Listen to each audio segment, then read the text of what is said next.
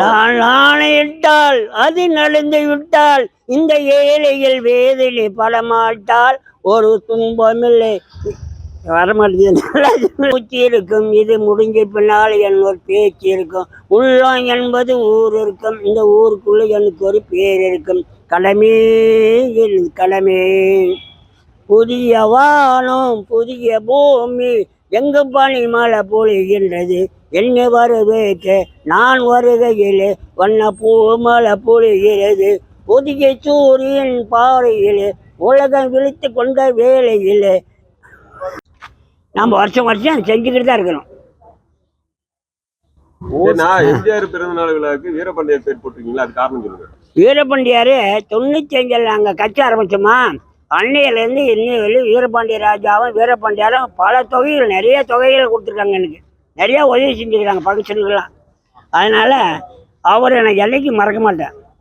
ஆனால் உனக்கு நான் பார்த்து ஆமாம், ஏன்னா ஆமாம் அவரை வந்து தாய்க்காலம் நமக்கு அவர் வந்து வாரமாக வந்து சேர்ந்தனும் போது கூட நான் அதான் சொன்னேன். எப்பயும்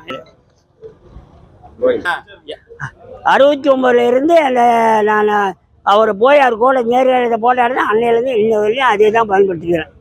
எங்கே ஃபங்க்ஷன் போனாலும் தலைவர் தான் நமக்கு. அவர் விட்டா எனக்கு யார் ஞாபகம் வராது, எம்ஜிஆர் தான் எனக்கு. அப்பா அம்மாலாம் யாரும் தெரியாது. அப்பா இறக்கும்போது 6 மாதம் குழந்தை, அம்மா இறக்கும்போது 1 வயசு பையன். ரொம்ப கஷ்டப்பட்டு வளர்ந்தேன். அப்புறம் இங்கெல்லாம் அந்த சோறு கதைன்னா அப்படியே சேலம் புறப்பட்டு வந்து இந்த அளவுக்கு அவரை பார்த்துக்கிட்டு அவரோட படங்களை பார்த்துக்கிட்டு இன்னைக்கு நல்லா இருக்கிறது காரணம் அந்த பகவானு தான். எம்ஜிஆர் கூட போயிருக்குன்னா இந்த ராமநாதபுரத்துக்கு போயிருக்குன்னா பேச்சுக்கிறேன், எல்லாம் குடிக்கிட்டு விட்டுட்டான்னு. தண்ணி அடிக்கிட்டு விட்டாடானே, தண்ணி அடிக்கலாம் விட்டேன். அப்பயே கொடுத்தீங்க, நீங்கள் 500 ரூபா கொடுத்தீங்க, அதிலே மாறிக்கிட்டேன். இன்னும் வெளியும் கிடையாது. ஆனால் இன்னைக்கு வரல உங்களுடைய மூச்சு தாங்க நினச்சிருக்கிறேன் நான். அப்புறம் இங்கே கல்யாணத்துக்கு வந்தார், யார் இவர் வேங்ககண்ட மக கல்யாணத்துக்கு வந்தார். அப்போ ரோஜா பூ மாலை 2500 பூ அப்படியே மாலை திரும்ப வச்சேன்.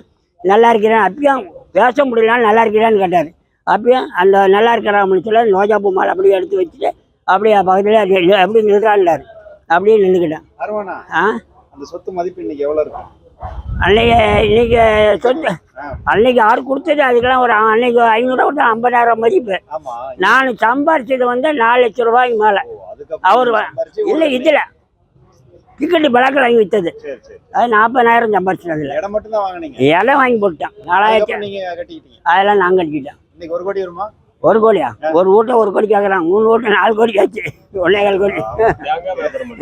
தேங்காய் கோகனட் வாரம் பத்திராயில் போய் தேங்காட்டு வருவேன். சீம்கால் வந்து தேங்காட்டு வருவேன். பாரூர் அரசுமட்டி காவேரிப்பட்டினம், அதே மாதிரி நத்தக்கடை அரசல் பெருந்தோரை கவுண்டபாடி சஞ்சாலம் ஓடியே இருக்க மாட்டேன். ஓடி ஆரம்பம் கோகனட் ஆரம்பம். அது எம்ஜிஆர் எல்லாம் போகிறதுனா எம்ஜிஆர்னு சொல்லுவாங்க. அப்பெல்லாம் வந்து கோகனட் ஆரம்பம். இப்போ நல்லா எம்ஜிஆர் ஆரம்பம்ன்றாங்க.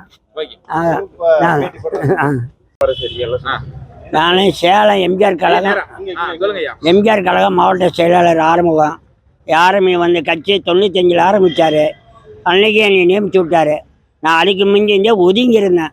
ஜெயலலிதா வந்து எம்ஜிஆர் தவறாக பேசுறதுனால நான் இங்கே பிடிக்காமல் ஒதுங்கினால ஐயா கட்சி ஆரம்பித்து என்னை மாவட்ட செயலாளர் ஆரம்பம்னு சொல்லி என்னை போட்டார் சேலத்தில். இன்றைக்கி சிறப்பாக அதே கழகத்தில் எம்ஜிஆர் கழகத்தில் என்றேன். வீரபாண்டியார் ரொம்ப முறை கேட்டார், உங்கள் கூட்டமெல்லாம் கூட்டி இதில் வந்து எழுஞ்சிக்காரமோ பெரிய இதானா இல்லைன்னா அங்கே இருந்தாலும் உங்களை பற்றி புகழ் பாடுவேன், இன்றைக்கி இங்கே இருந்தாலும் புகழ் பாடுவேன், திமுக விட்டு எங்கேயும் பிரிய மாட்டான், திமுக தான் இருப்பான் அப்படின்னா. சரி யாருமா அப்படி இருக்குன்னு அவர் சந்தோஷமாக சொல்லி விட்டுட்டார். இன்றைக்கி அன்னையிலேருந்து இன்னைக்கு வரலையும் எம்ஜிஆருடைய டேஸில் தான் இருப்பேன். எம்ஜிஆர் பேரை புகழ் பாடிட்டு தான் இருப்பேன். எம்ஜிஆரால் தான் நான் இந்த அளவுக்கு புகழ் அடைஞ்சேன். ஆனால் 500 ரூபா தோரா ஹோட்டல் கொடுத்தாரு.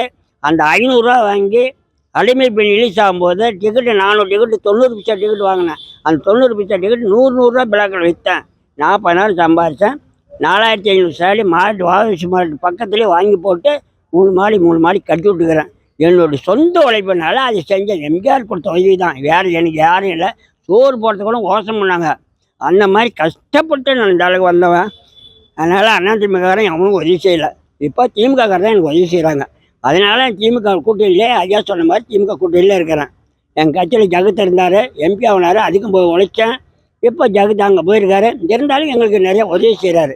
அந்த மாதிரி ஒரு கட்சிக்காரன் நினச்சி உதவி செய்கிறது தான் கட்சிக்காரன். அதிமுககாரன் செய்ய மாட்டான். ஏன்னா அதிமுக சொல்லக்கூடாது. அதில் இருக்கிற சில விஷக்கிருமிகள் சரியில்லை. அதனால் நாங்கள் ஒதுங்கி நாங்கள் இப்படி போயிட்டு இருக்கிறோம். இன்றைக்கி திமுககாரங்க ரொம்ப ஹெல்ப் பண்ணுறாங்க. திமுக தான் கடைசி வரையும் கூட தான் இருப்பான். அவங்கள தான் நமக்கு தாய் கலகிறது அதுதான் எனக்கு முக்கியம் அப்படின்ட்டு இன்றைக்கி அவங்க கூட இருந்துட்டு நான் வாழ்ந்துட்டு இருக்கிறேன். தொப்பி எப்பங்க பயன்படுத்த ஆரம்பிச்சீங்க? 69 ஏரி கலையாரத்தில் சிட்டூடி சுப்பிரமணியன் குடும்பத்துக்கு நிதி தட்டு வந்தார். சிட்டூடி சுப்பிரமணியன் இறந்துருந்தனால அங்கே ஓமலூரில் ஒரு ஆள் கட்சிக்காரர் இருந்தாலும் அவர் 2 குடும்பத்துக்கு நிதி தட்டினார். அதுக்கு 70,000 பெரிய பணம். ஓட்டா எடுத்துக்கிறதுக்கு 10 ரூபா டிக்கெட்டு. நான் 10 ரூபா கொடுத்து எம்ஜிஆர் கொண்டு போய் இந்த மாதிரி தொப்பி போட்டு உட்காந்து சிரித்தார். சிரிக்கும் போது எனக்கு ரொம்ப சந்தோஷம். இப்படி கையை பிடிச்சிட்டு இப்படி தான் முடித்தேன். இப்படியே பிடிச்சிடலாம் அப்படின்னு என் கையை பிடிச்சார் பாரு. 2 நிமிஷம் இந்த வரலாம் தனித்தனியாக வரல. அவ்வளோ முருவா பிடிச்சாரு எம்ஜிஆர்.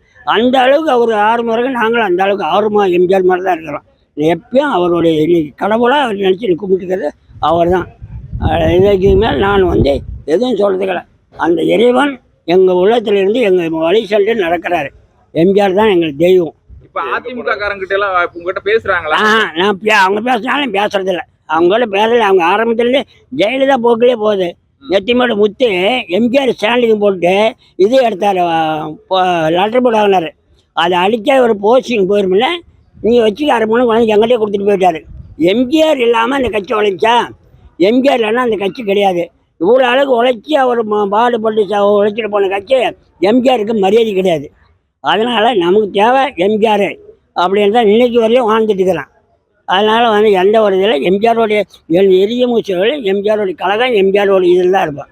அதுலேருந்து என்றைக்கும் நான் மாற மாட்டேன்.